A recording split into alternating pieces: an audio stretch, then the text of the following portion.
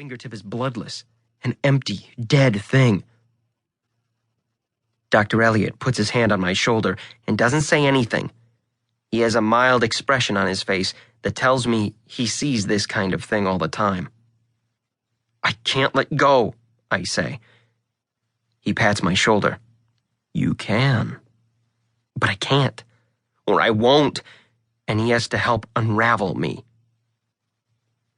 The actual office where we do all our psychiatristing is much different from the waiting room.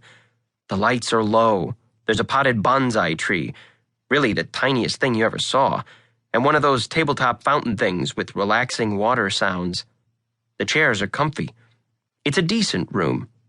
It looks like Dr. Elliot uses the decorating tips from his Oprah magazine. "So, how's your summer going?" he asks as we settle into our chairs. This is how we start off each session, like we are two normal people having a normal conversation. We chat about the weather and things like that. I have to hand it to him. He really knows what he's doing. 5 minutes of me talking about the weather and my bus ride here, and I almost feel like a regular person. I hate when those 5 minutes end.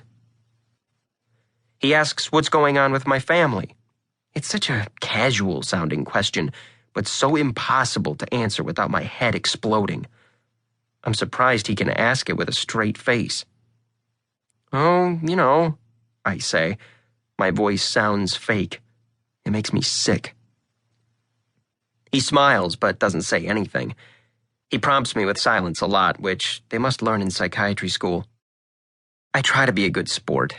It's not Dr. Elliot's fault that I have to come here. My parents don't seem as mad at me as they did in May. My mom can look at me now without collapsing in tears all the time, but I still catch my dad doing that thing where he stares at me in confusion like he doesn't know what I'm doing there in his house. But at least he's not screaming that I've ruined everyone's lives anymore. That sounds good. I know it sounds good, but it's not true. My dad does still shout in my face that I'm ruining his life. I try to put a positive spin on things because I think if Dr. Elliot really knew the truth about me, the escalating panic, the pills I won't take, the lies I tell, the things I steal, he would need a psychiatrist himself. I gather up my resolve here. I rarely disclose anything meaningful, or honest, during these sessions, so today I latch onto the one authentic piece of news I have. They've decided to withdraw me from school. He glances at my file. "I see, but you weren't expelled. Your parents don't have to enroll you in a new school." He has to check his notes on me. My life isn't interesting enough for him to memorize all the pertinent facts. I could not go back to that school after everything. Everything? Don't make me say it. My voice is flat. You know I wouldn't. I go on. Anyway, my parents think that with everything that happened and how the principal and teachers and the students feel about me now, it's better to start me off somewhere new.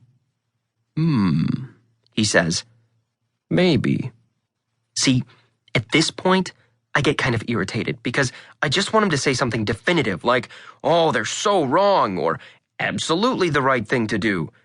Saying maybe leaves me feeling very wobbly, if you know what I mean. Like there are no right or wrong choices, that more bad things can happen no matter what I or my parents choose to do. "Look," I say, "I know I wasn't a model student." Suddenly, Dr. Elliot doesn't even have to consult his notes. He recites from memory.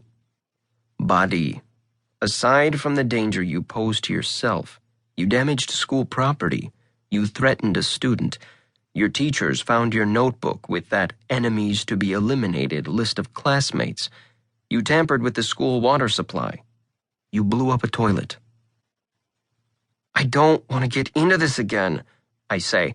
I look away because I feel the hate boiling up in me, and I don't want to spew it at Dr. Elliot. If I let it out, it's a tsunami that will drown innocent people in its wake. He waits, but I don't give in.